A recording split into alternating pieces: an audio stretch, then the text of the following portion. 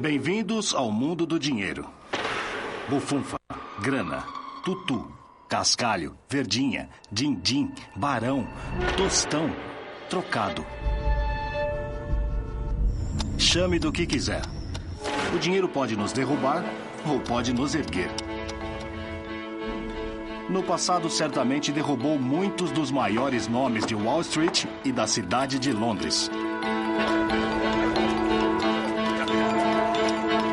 E enquanto os antigos mestres do universo entravam em colapso, o resto de nós se preocupava se nossas economias estariam mais seguras num colchão do que no banco. A grande crise financeira que começou no verão de 2007 deixou a maioria de nós totalmente perplexos. Como era possível que um pouco de dificuldade local com hipotecas subprime nos Estados Unidos desencadeassem um tsunami econômico grande o suficiente para acabar com alguns dos nomes mais ilustres de Wall Street, para forçar a nacionalização de bancos em ambos os lados do Atlântico e trazer toda a economia mundial à beira da recessão, se não uma depressão? Essa série não deveria se chamar A Decadência do Dinheiro? Bem, eu quero explicar para vocês como o dinheiro cresceu para desempenhar um papel tão dominante em todas as nossas vidas. Além do mais, eu quero revelar a história financeira como a história essencial por trás de toda a história. Bancos financiaram o renascimento, enquanto o mercado de títulos decidiu guerras.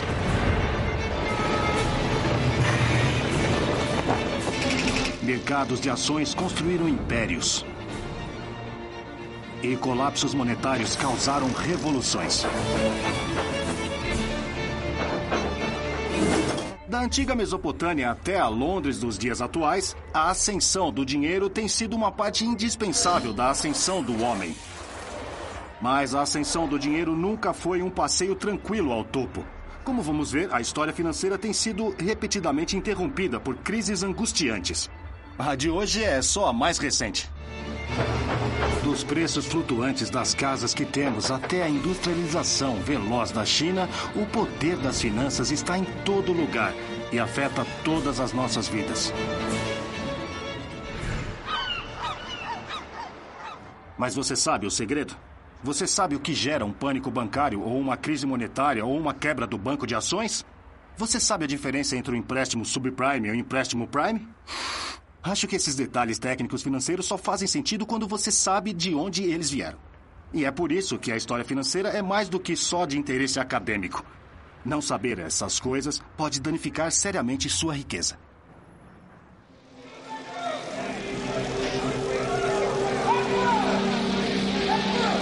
A ascensão do dinheiro. Sonhos de avareza.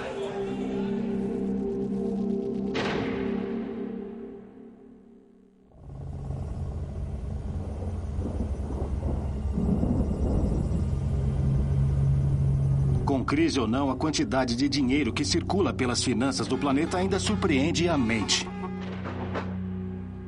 De acordo com o US Stock of Money, é agora 8,7 trilhões de dólares, um aumento de 12% desde o ano passado. E algumas pessoas ainda estão embolsando uma grande parte desse dinheiro. No ano passado, apesar do início da maior crise financeira desde a Grande Depressão, seu fundo de cobertura pagou a George Soros a soma de 2,4 bilhões de dólares. Isso é cerca de 41 mil vezes mais do que uma família americana média ganha. Como dizem em Wall Street, muito bom.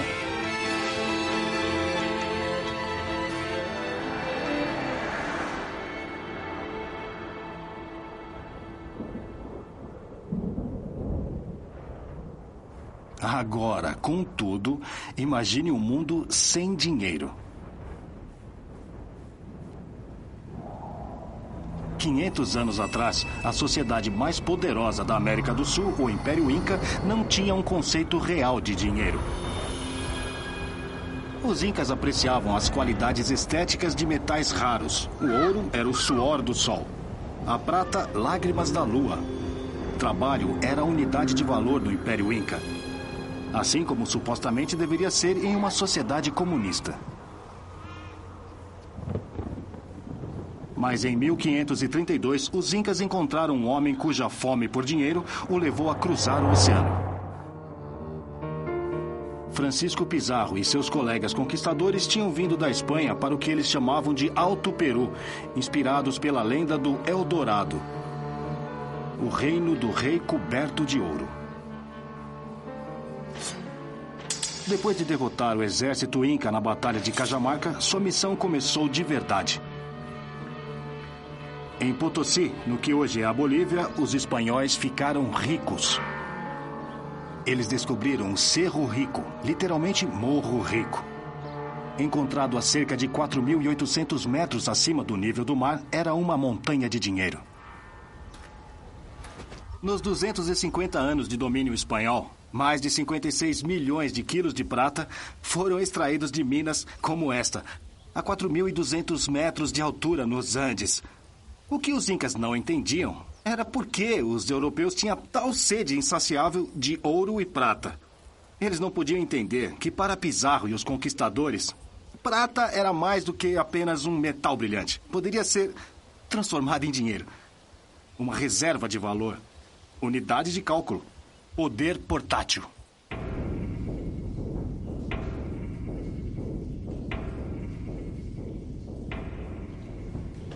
Devo dizer que acho esse lugar muito angustiante. Os espanhóis tinham um sistema de trabalho forçado, o que significava que todos os homens sadios da população nativa tinham que trabalhar nessas minas. E podem ver por que 1 a cada 8 não sobreviveu à provação.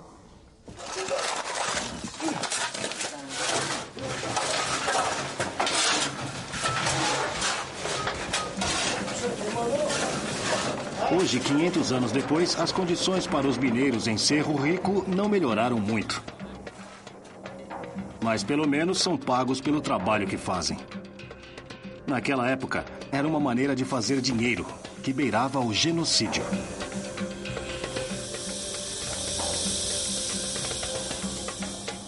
O minério de prata era moído, refinado com mercúrio e enviado para a Europa em barras e moedas.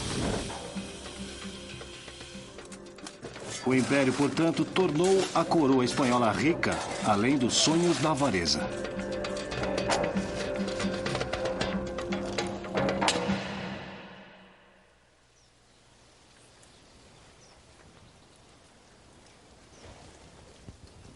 Mas toda a prata das minas de Potosí não poderiam deter o declínio econômico e político inexorável do Império Espanhol. Por que isso quando Pizarro parecia ter encontrado tanta riqueza? A resposta é que os espanhóis pegaram tanta prata para financiar suas guerras de conquista que o metal em si sofreu um declínio extraordinário em valor. Mais moedas de prata não fizeram a Espanha mais rica. Elas simplesmente elevaram os preços, pois o aumento da quantidade de dinheiro requer a mesma quantidade de produtos. O que os espanhóis não entenderam foi que o dinheiro só vale o que os outros darão em troca por ele.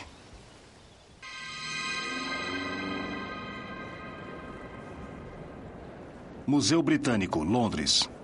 Quer o dinheiro tome a forma de moedas de prata, conchas, barras de ouro ou notas do banco, isso é verdadeiro desde a antiguidade até os dias de hoje. Mesmo pedaços de argila podem funcionar melhor do que moedas de prata, se as pessoas confiarem o bastante nelas.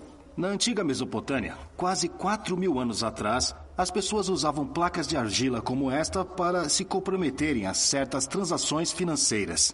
Por exemplo, esta aqui, encontrada a sudoeste de Bagdá. Especifica que um devedor pagará a um credor 330 medidas de grãos no dia da colheita. Mas esta é ainda mais fascinante, porque ela diz que uma dívida de 4 medidas de cevada deve ser paga ao portador de uma placa de argila. E essa é a ideia de pagamento ao portador que realmente mais me fascina. Se a frase soa familiar, é porque deveria.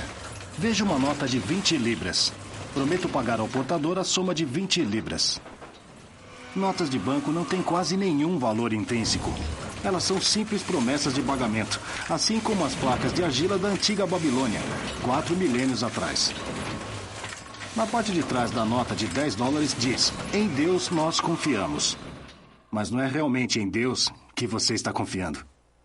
Ao trocar os seus bens ou o seu trabalho por um punhado dessas coisas, você está confiando que o secretário do Tesouro americano não repetirá o erro da Espanha e produzirá demais essas coisas malditas que, quando você for gastá-las, elas valem menos do que o papel em que estão impressas.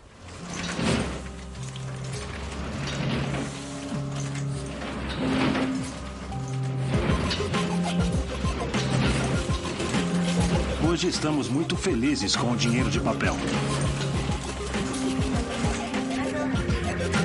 Ainda mais surpreendente, estamos felizes com o dinheiro que nem sequer vemos. Milhões de dólares passam pelas mãos dessa mulher todos os dias. Ou melhor, na tela do seu computador. Ela é uma negociante de câmbio, cujo negócio é literalmente comprar e vender dinheiro. A cada dia, cerca de 3 trilhões de dólares mudam de mãos em transações como essas em todo o mundo. É tudo baseado na confiança.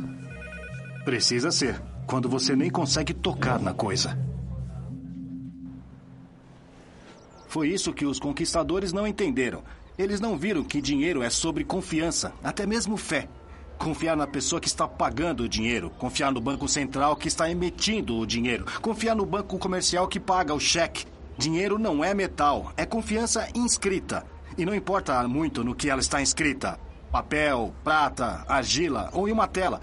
Contanto que o destinatário acredite nela.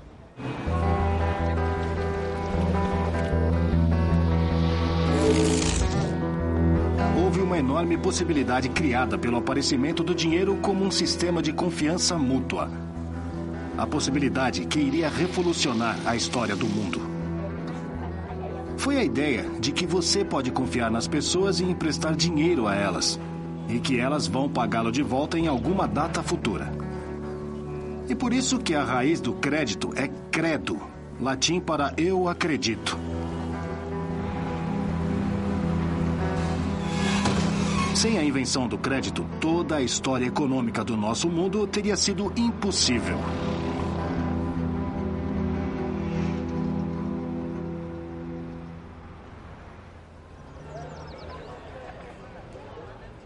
Impossível porque já estamos habituados. Costumamos subestimar a medida em que nossa civilização inteira é baseada na captação e empréstimo de dinheiro. Não faz literalmente o mundo girar, mas faz com que grandes quantidades de pessoas, bens e serviços deem a volta ao mundo, da Babilônia até a Bolívia.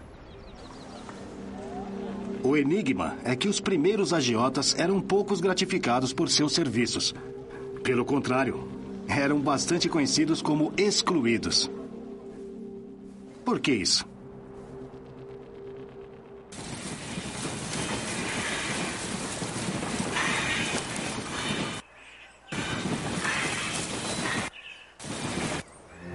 Bem-vindos ao norte da Itália, no ano de 1200 depois de Cristo. Uma terra dividida em várias cidades-estado.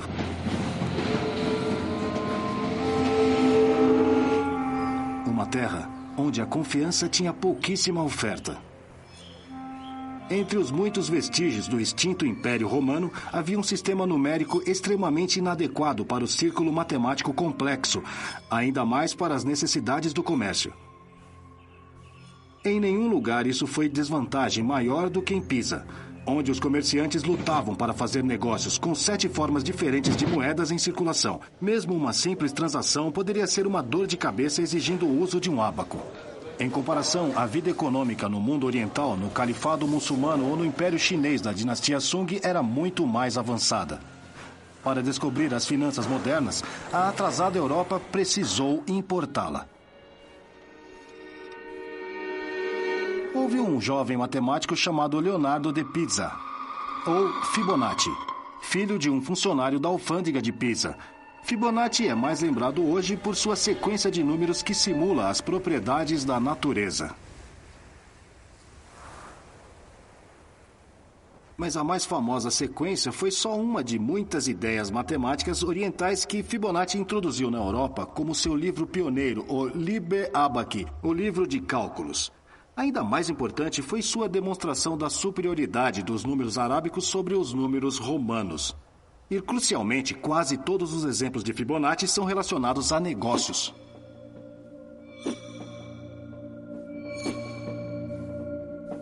Desde os tempos romanos, os europeus lutavam para fazer cálculos simples como estes números.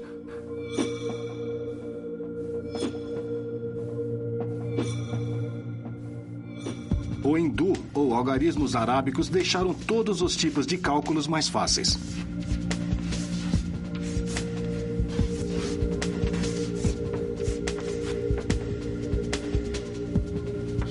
Em particular, Fibonacci mostrou como os novos métodos de cálculo poderiam ser aplicados à contabilidade comercial para conversões de moeda e, crucialmente, para o cálculo de juros. Tente imaginar como calcular percentagens em algarismos romanos. O Liber Abac de Fibonacci tornou isso uma brincadeira.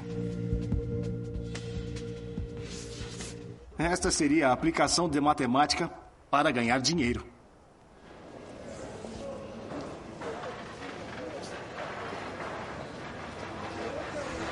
O solo mais fértil para tais sementes financeiras foram as cidades-estado italianas. Pisa, a cidade natal de Fibonacci, era uma. Mas foi acima de tudo Veneza, mais exposta do que todas as outras a influências orientais, que se tornou o grande laboratório de empréstimo de dinheiro.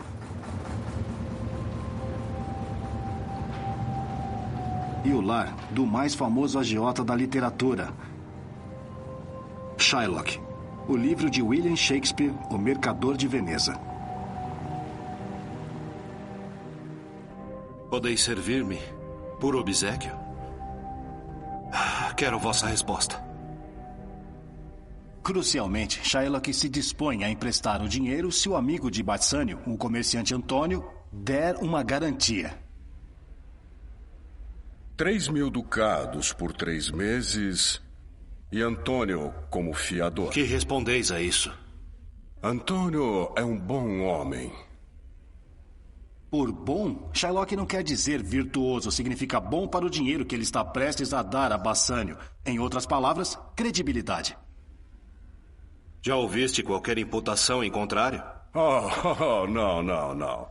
Quando digo que ele é um bom homem, quero fazer-vos compreender que, como fiador, é suficiente. 3.000 ducados. Creio que posso aceitar sua fiança. Em qualquer empréstimo, as coisas podem dar errado, navios podem afundar.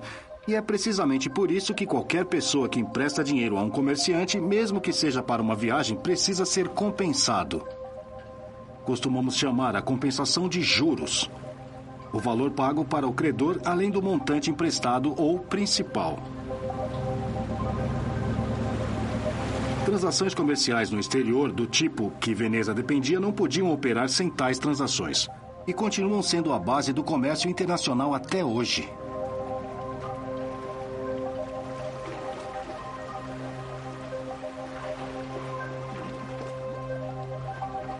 Mas por que Shylock se tornou tamanho vilão, exigindo literalmente meio quilo de carne de fato à morte de Antônio se ele não cumprisse com suas obrigações?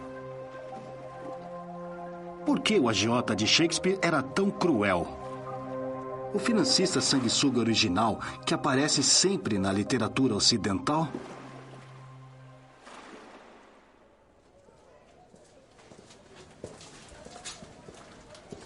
Uma pista é que Shylock é um dos muitos agiotas judeus na história. Os judeus que ficavam em Veneza por mais de 2 semanas deveriam usar um O amarelo nas costas ou um chapéu amarelo. E ficavam confinados em uma área especial que se tornou conhecida como Gueto Novo. Esta é a entrada do gueto judeu em Veneza, onde os judeus eram obrigados a viver e, na verdade, confinados à noite. Judeus eram tolerados em Veneza, mas por uma razão. A chave era que os judeus podiam fornecer um serviço que mercadores cristãos foram proibidos de prover. Eles podiam cobrar juros por seus empréstimos. Fibonacci pode ter descoberto a matemática do empréstimo, mas Shylock fez de fato o negócio. Este é o lugar onde os judeus de Veneza costumavam fazer negócios. Este lugar era o antigo Banco Rosso. E era aqui que costumavam se sentar atrás de suas mesas, suas tavuli, em seus bancos, seus banchi, a raiz da palavra em italiano para bancos. Havia uma boa razão para os comerciantes virem ao gueto judeu pedir dinheiro emprestado. Para os cristãos, o que os judeus estavam fazendo, emprestando dinheiro a juros, era um pecado.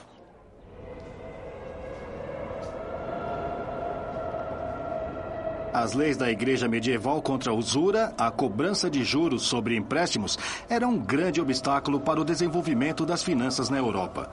Afinal, que comerciante cristão temente a Deus arriscaria os tormentos do inferno?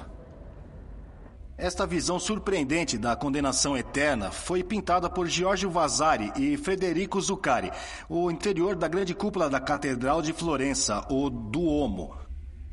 E abaixo, um outro afresco de Domenico de Michelino, do maior poeta de Florença, Dante Alighieri, segurando sua obra-prima, a Divina Comédia. De acordo com Dante, havia uma parte especial do sétimo círculo do inferno que era exclusivamente reservada para agiotas.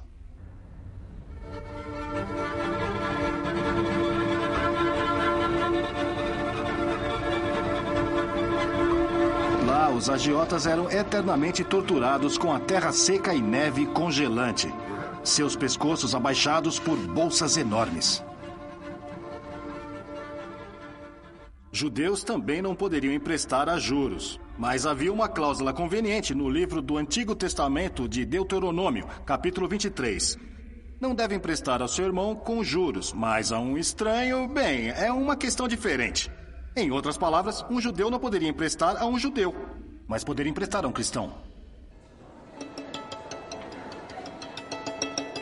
O preço pago pelos judeus para realizar esse serviço foi a exclusão social. Portanto, o gueto.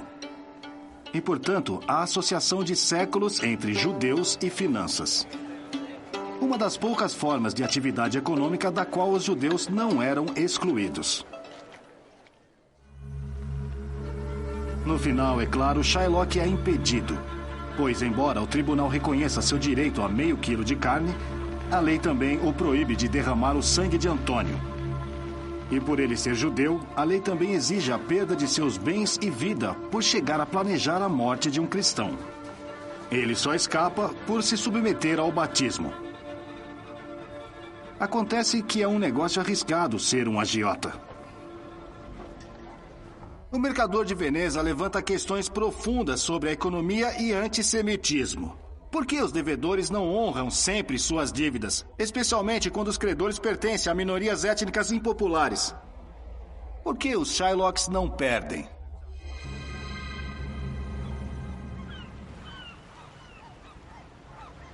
Para se ter uma ideia melhor de como o empréstimo de dinheiro primitivo funcionava, você não precisa viajar de volta no tempo. Há muitos Shylocks do mundo moderno muito próximos de casa. E eles não precisam ser judeus para sofrer um destino semelhante ao de Shylock.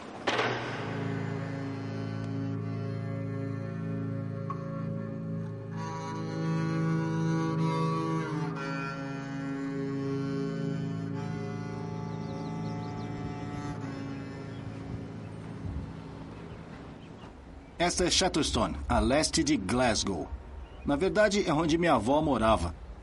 E acho que com suas distintas armações de aço, é um dos lugares mais sombrios de toda a Europa Ocidental. Na verdade, a expectativa de vida média masculina aqui é 64 anos. É um pouco pior do que Bangladesh. Isso significa que o habitante médio não vive tempo suficiente para receber sua aposentadoria. Você pode pensar que ninguém seria louco o suficiente para prestar serviços financeiros aqui. Mas alguém faz.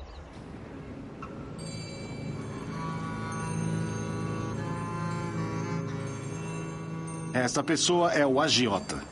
Você dá seu cartão de aposentadoria como garantia e ele dá um empréstimo.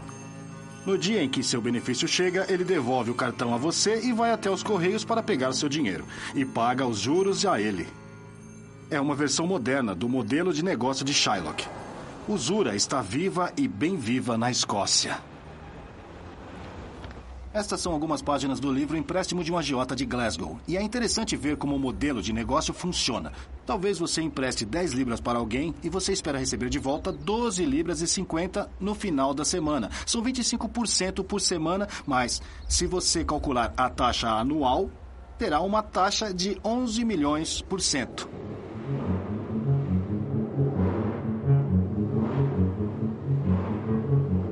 Então por que pessoas que mal vivem com apenas 5 libras e 90 por dia pagam juros tão altos sobre os empréstimos? Estes certamente são empréstimos que você não deixaria de pagar.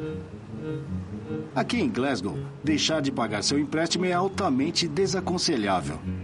Você não vai literalmente perder meio quilo de carne. Mas lesões corporais graves não são uma consequência desconhecida por decepcionar um agiota. Simplesmente, agiotas individuais devem ser vorazes e impiedosos, porque os custos para eles, mesmo de um só inadimplente, são muito altos. E isso explica por que, da Itália renascentista à Escócia moderna, um agiota é tantas vezes uma figura odiada.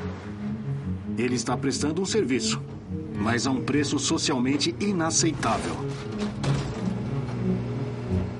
Então, como os credores aprenderam a superar este problema fundamental? Se fossem muito generosos, não ganhariam dinheiro. Mas se fossem muito duros, os mutuários acabariam não pagando. A resposta foi crescerem e ficarem mais poderosos. Era hora de inventar os bancos.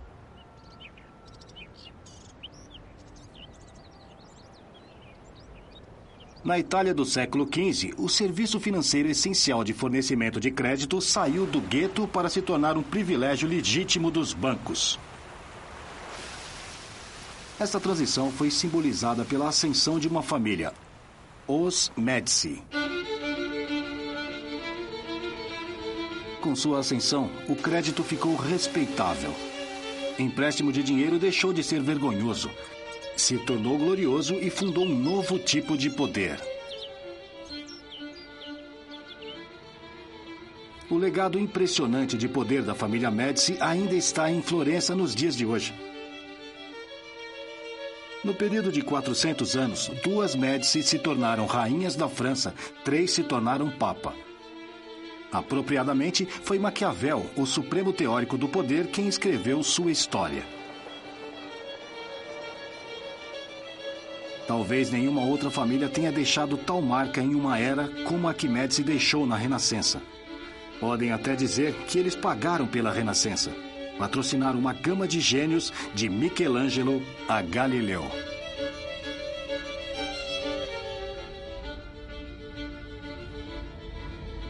E está na Galeria Uffizi. É uma coleção privada de arte dos Médici, uma das mais espetaculares já reunidas.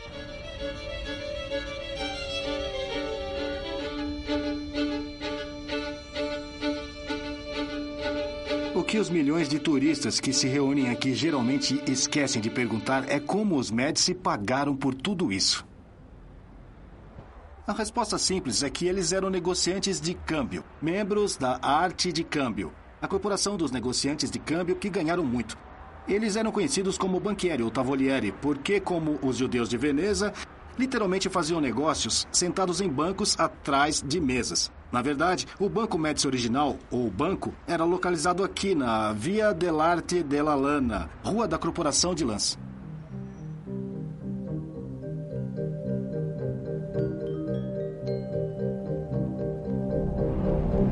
Antes de 1390, os Médici foram a resposta de Florença para os Sopranos, um pequeno clã conhecido mais pela violência do que pelas finanças. No período de 17 anos, nada menos que 5 Médicis foram condenados à morte pelos tribunais por crimes de capital. Então surgiu Giovanna di Bicci di Médici. Seu objetivo era tornar os Médici totalmente legítimos. Parte do segredo do seu sucesso foi um pouco de contabilidade criativa e engenhosa que livrou os Médici das leis anti-usura.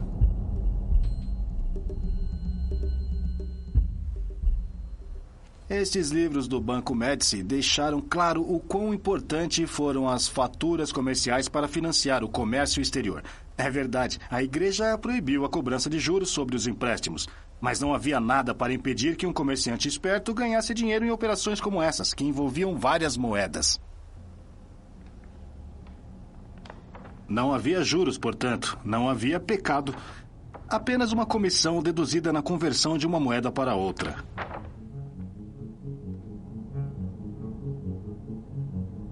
Se o dinheiro fosse adiantado para um comerciante por qualquer período de tempo, a comissão seria igualmente maior.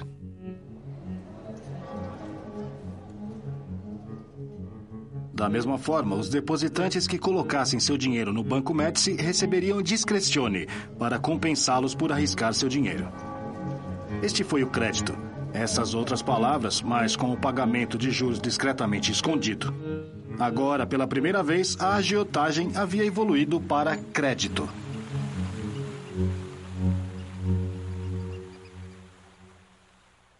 A verdadeira história do sucesso do Banco Médici pode ser encontrada aqui, no Libro Secreto, o livro secreto de Giovanni de Bitti de Médici. A chave não era tanto o tamanho, mas a diversificação. Bancos italianos mais antigos eram monolíticos e muito vulneráveis à inadimplência de um único devedor ruim. Mas o Banco Médici era composto de múltiplas parcerias interligadas, cada uma de algum modo independente do resto. Foi essa descentralização a chave para os seus lucros surpreendentes.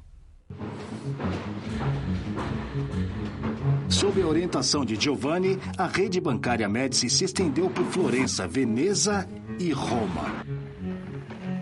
A escala e a diversidade das operações de Médici eram a chave para a redução dos riscos do empréstimo e, portanto, também os custos para os mutuários. Essa é a diferença essencial entre agiotas e bancos, entre Shylock e os Médici. E aqui está a prova de que funcionou. Páginas após páginas dos ativos de Giovanni declarados para efeitos fiscais. E culminando num total geral de 91.089 florins. Naquela época, era muito dinheiro.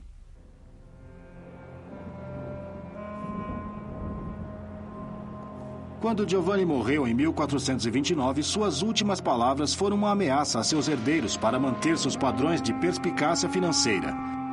Seu funeral foi assistido por 26 homens com o sobrenome Médici, todos prestando homenagens ao homem que tinha feito o negócio bancário respeitável e rentável como nunca havia sido antes. Para seu filho Cosimo, o acúmulo de riqueza combinava perfeitamente com o acúmulo de poder. 20 anos após a morte de seu pai, Cosimo de Médici era o Estado de Florença.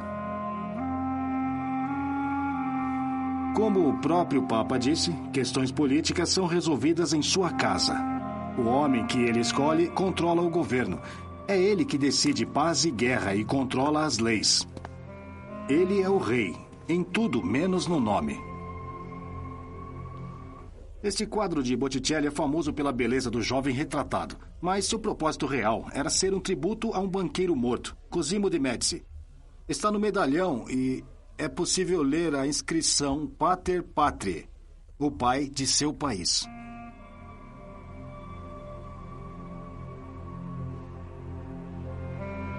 Em 150 anos, os Médici haviam se transformado, de agiotas de rua, na força financeira mais poderosa da Europa.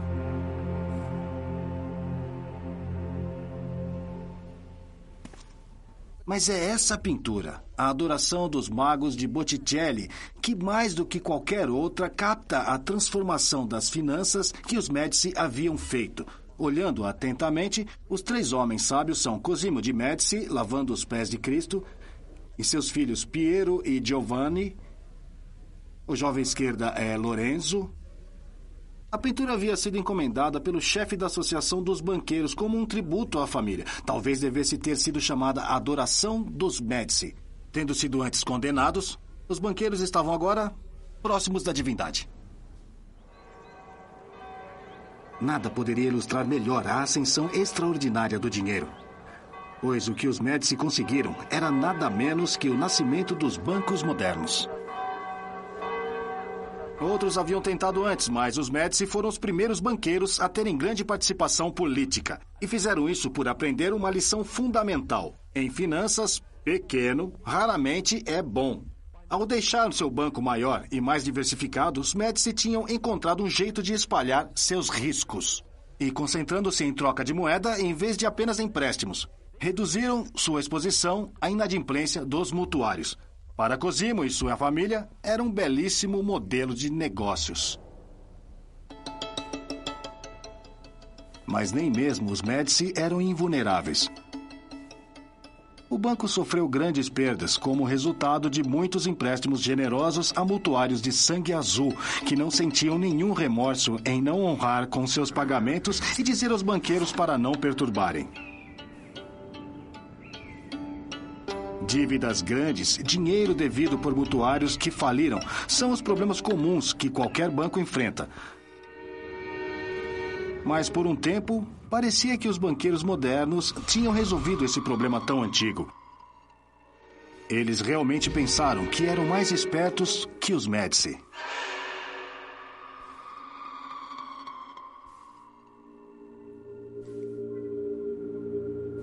Memphis, Tennessee, é bem distante de Florença. E a economia mundial percorreu um longo caminho desde o Renascimento. Um papel crucial nessa transformação foi interpretado pela propagação do banco moderno de sua origem na Itália, até um país onde o dinheiro tem cada vez mais tomado a forma de crédito fácil. Os Estados Unidos foram construídos com dinheiro emprestado. Mas enquanto os Médici tendiam a emprestar apenas para os bens de vida, pelo menos até recentemente os bancos americanos pareciam dispostos a emprestar dinheiro para qualquer pessoa. Memphis é famosa pelos sapatos de camurça azul, costelinhas grelhadas e falências. Você percebeu que as pessoas daqui são um pouco, como dizer, um pouco subprime? Você só precisa olhar para os shoppings dos muito pobres e os onipresentes restaurantes populares. E aos conselheiros fiscais que sabem dizer como você pode receber seus auxílios do governo, dinheiro e impostos. Uma loja que empresta dinheiro com seu carro como garantia. Adiantamento de salário, refinanciamento de veículos. E um lugar onde eles adiantarão seu pagamento da próxima semana. Adiantamento de salário. Sem falar da loja de penhores do tamanho de uma loja de departamentos. E finalmente, quando você não tiver mais bens para penhorar ou vender, há apenas uma opção, que é vir até a ZLB Plasma, onde você pode vender o seu próprio sangue por $25 por bolsa. Isso sim é ser enxugado. É incrível como todo um setor econômico baseado em pessoas que estão quebradas.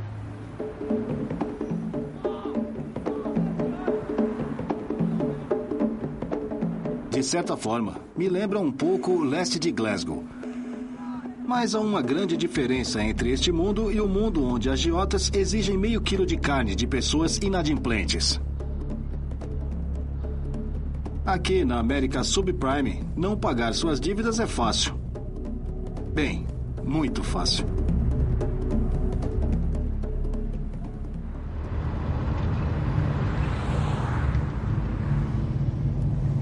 Este é Richie. Está no negócio de recuperação, pegando os carros na frente de seus donos quando não pagam por eles. Ele pegou a espingarda e fez... E vi... o cão da espingarda quase disparando e... ele a inclinou na minha direção e me acertou aqui. Quase me derrubou e disse, ou você deixa o caminhão, ou derrubo você. Eu disse, sim, senhor, e deixei o caminhão. Você faz parecer tão atraente isso que talvez eu mude de emprego. Uma coisa eu digo, é interessante. Na capital da falência na América, recuperar carros é um trabalho rotineiro. 15 mil, quem dá mais? Vamos lá, quem dá mais, 15 mil, é isso aí, 15 mil, quem dá mais? Vamos lá, 16 mil? Não, quem dá mais? 15 mil, é isso aí, 15 mil. 15 mil, 15 mil, quem dá mais, quem dá mais? 16 mil, 16 mil dólares. Troca normal, está inteiro, sem problemas. É completo, tem rodas, couro e é conversível. A cada semana, a United Auto Recovery vende 500 carros recuperados. Os carros são leiloados para o comércio, terminando nas mesmas concessionárias para serem vendidos para as mesmas pessoas, e quando elas não puderem mais honrar com seus pagamentos mensais, são recuperados e reciclados novamente. Os homens de Memphis que fazem recuperação de bens só fazem o que os cobradores de dívidas fazem em todo mundo. A diferença, além da escala incompreensível da coisa, é a relativa facilidade com que as dívidas são quitadas e a garantia é vendida. Para os devedores, não há praticamente nenhum estigma social e ninguém parece estar sendo prejudicado. O grande mistério é porque a economia de maior sucesso do mundo é baseada em uma fundação de certo fracasso econômico indolor.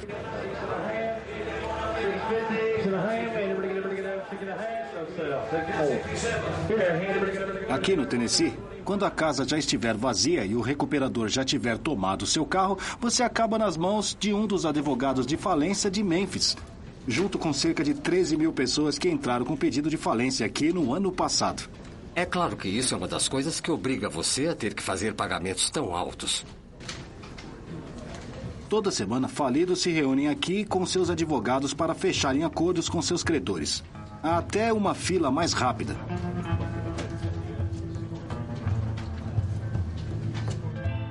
Neste caso, é uma hipoteca. É um carro, ou 2 carros.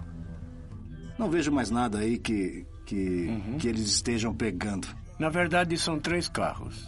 3 carros? Sim, 3 carros. Isso é estranho. A loja de empréstimos do bairro tem o carro como garantia. Eles estão segurando o título. Então, em resumo, o que eles deveriam estar pagando? O que eles estão pagando agora? O pagamento foi reduzido de 241,11 para 107. Certo. Foi aprovado. Os aprovado. pagamentos mensais em mais da metade.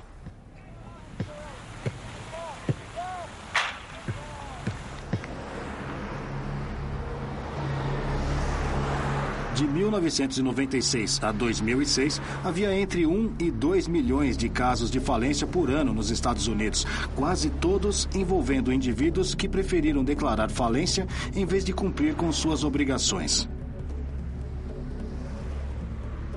Na Itália medieval, ou na Glasgow da minha juventude, falência era vista como um desastre, mas aqui não.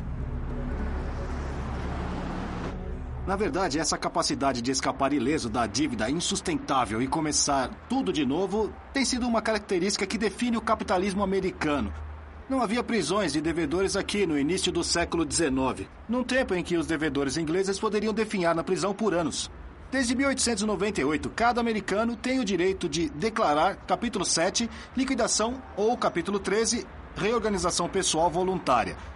Para ricos e pobres, a falência se tornou um direito inalienável como vida, liberdade e a busca pela felicidade.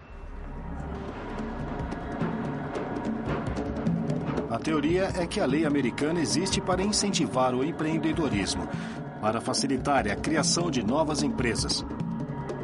Isso significa dar às pessoas uma chance quando as coisas não dão certo na primeira vez, ou mesmo na segunda vez. As pessoas que arriscam não são eliminadas à medida que aprendem por tentativa e erro como fazer o primeiro milhão. Porque o falido de hoje pode ser o bilionário de amanhã. É uma teoria que parece funcionar. Muitos dos maiores americanos de sucesso falharam em suas tentativas iniciais, incluindo o autor Mark Twain, o comediante Buster Keaton e ninguém menos do que o grande industrial Henry Ford. Todos esses homens finalmente prosperaram simplesmente porque tiveram a chance de tentar, falhar e recomeçar de novo. De sua parte, os bancos simplesmente supõem que uma parte dos empréstimos que concedem não serão pagos. Afinal, a maioria das pessoas que vai à falência deve relativamente somas pequenas. O capítulo 13 não quita suas dívidas, ele só as reprograma.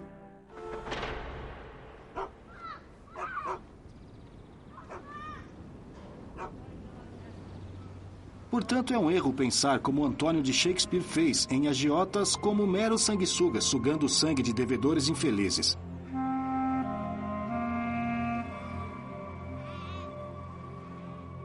Crédito e débito são os blocos de construção do desenvolvimento econômico, mas precisamos dos bancos para levar essa relação, além da relação entre o agiota e sua vítima infeliz.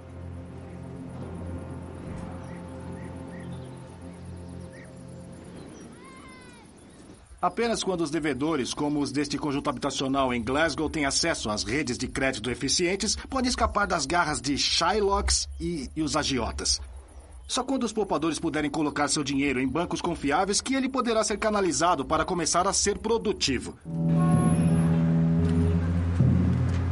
Mas espere, eu ouço vocês dizerem, se os bancos são a resposta, como tantos entraram em colapso tão impressionante no ano passado, deixando o mundo financeiro em tumulto? Para entender por que dívidas não pagas em lugares como Memphis poderiam causar tanto caos, vocês precisam entender como a relação entre os bancos e os mutuários entrou em colapso. Como empréstimos passaram a ser segurados e vendidos a investidores desavisados.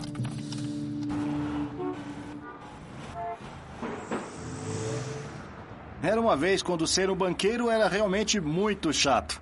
Você vivia pela regra 363, o que significa você pagava 3 sobre depósito, recolhia 6 sobre o empréstimo e estava no campo de golfe às 3 horas. Mas em nossa época, ser banqueiro se tornou interessante demais. Uma série de inovações financeiras tornou possível que os empréstimos pequenos para pessoas pobres, como em Memphis, se transformassem em coisas estranhas e maravilhosas, com nomes como obrigações colaterais de dívida garantida. Esta alquimia financeira, transformar chumbo em ouro ou resíduos tóxicos em títulos dourados, só foi possível porque a ascensão dos bancos foi seguida pela ascensão do segundo grande pilar do sistema financeiro moderno, o mercado de títulos.